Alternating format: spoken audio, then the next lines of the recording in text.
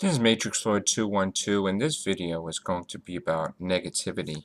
And what I'm talking about is, sometimes when I write books, I really go and try to tell a story, try to motivate people, try to help people out of depression like I was in, for a better way of life, to give them something to think about. And, besides the book, sometimes I really try to be the best friend I could be, try to help people.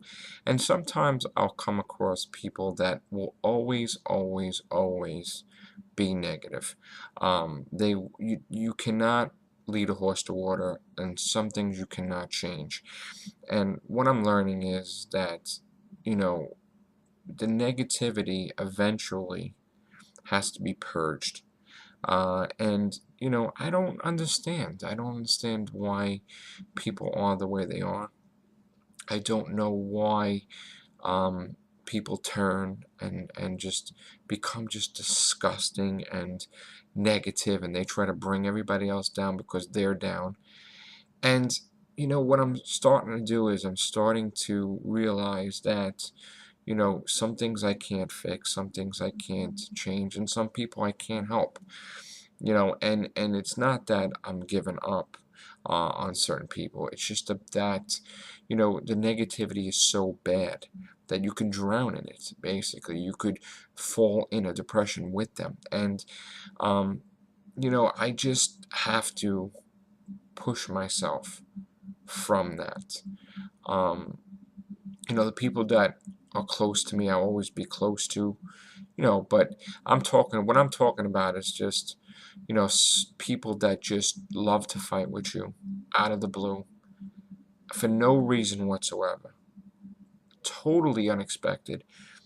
And they're totally mistaken, and they just negative, negative, negative, and they just don't stop, and they don't see that the better things on the horizon. They don't see that things will get better, so they just want to destroy. And I think from now on, when I do my books, I'm not going to have any acknowledgments whatsoever, because it seems to me that every time I acknowledge people, it seems to me that people just turn, and I don't understand what it is. I don't know if the books are getting attention and people are just bitter, or I'm not saying everyone, but I think that's why authors just don't acknowledge anybody, because later on people will try to make false accusations and sue and whatever, and saying that this one's there for this person, this one's there for this person, and it's really sickening, to tell you the truth.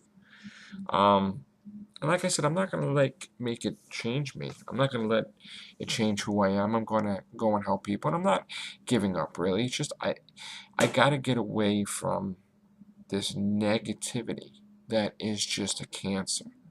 Okay?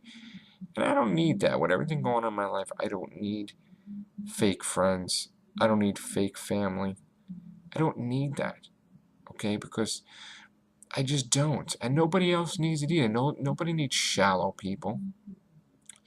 Nobody needs like someone in their life that's going to tell me that Staten Island wasn't hit bad in the hurricane, or is going to dictate to me if I care about my mother or care about people or whatever. I don't need that in my life. Those people were never there in the first place. I just, and for people to say nothing happened to Staten Island, I don't even want to say something bad, but it just burns me that people are so full of themselves and so full of their hometown that they just don't believe what happened here. They just naive.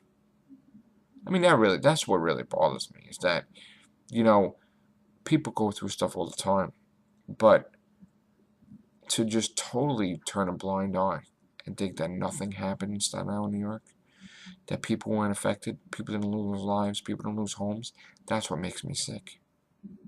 It makes me sick that with all these organizations, someone's always out to beat the person. Someone's always out to make money off of this. My car was destroyed in salt water, and Geico would do nothing for me. In fact, not only did they do nothing, but they didn't even listen to anything I said, and they hit me with a bill, which As far as I'm concerned, it was done. FEMA, which from the start, they had their policy, but they made me go through that whole application. And you know what? The thing is that I'm not going to blame FEMA, because FEMA was very good to people I know. But because I am not a homeowner, because I rent, because I only own a car, they did not help me. And the president signed a thing that people are supposed to help people, and no one's helping me. Which, you know what? That's fine. You know what? It's just amazing. It's sickening because people lost more than me. So, okay, I'm walking around without a car. Woe is me. Big deal. But what I really can't stand is that people making up stories that, this place was hit worse, or this place was hit worse, or nothing happened to Staten Island. That's what bothers me. Another thing that bothers me is that with all this still fresh, that people just snap. People just snap because things are going in their life sour, and they just vent on their friends. And that I can't take either. I'm done. Not that I'm getting older, just, I don't have to prove anything. I don't have to defend myself anymore. And I'm not going to be like, oh, but I am a good person. I am a good person. I am not bad, and I'm not going to defend myself. I'm not even going to waste my time. Because these people are just closed-minded, and some people will just never change. And it's sad. I'm always looking to evolve. People should be looking to evolve. Instead, people are not looking to evolve. People are looking to be the same for the next 20 years and just want to bring the world down with them.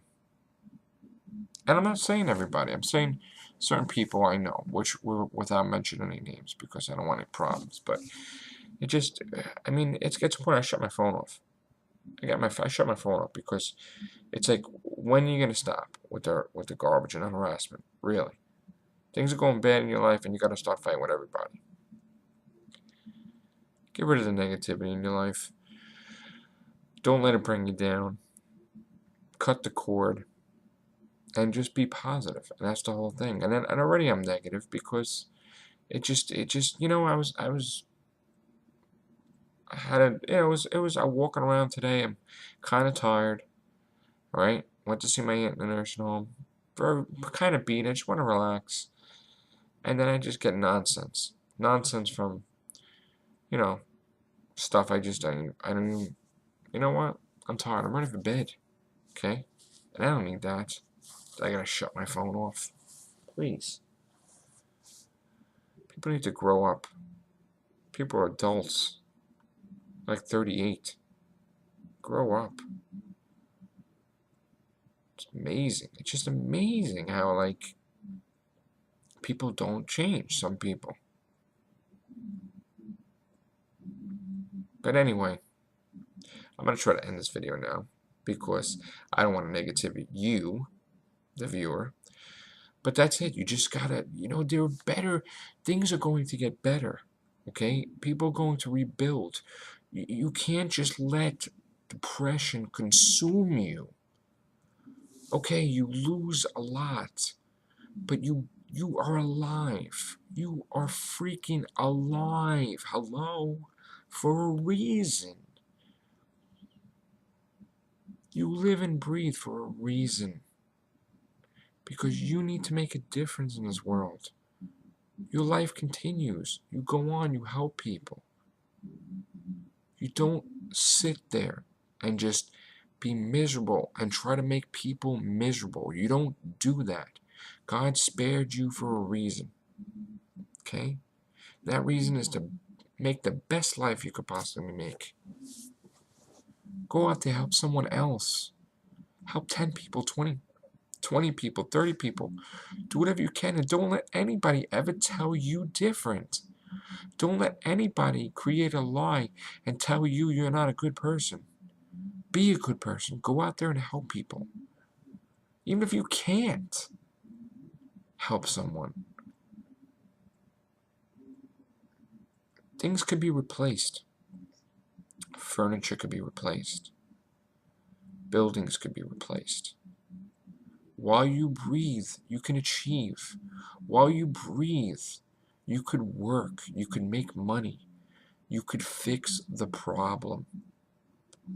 But if you just toss it away and you just start fighting with those closest to you, you betray the very trust and family and friendship that you have because of your situation. And then when things go back to normal, it's not the same. You just destroyed that bond forever. And some things you can't take back. So before that happens, just know that how could you cry when you get money to replace things? How could you cry that things are working with progress? Things are getting rebuilt. Things are going to be stronger than ever. If you have a job, you still have a job.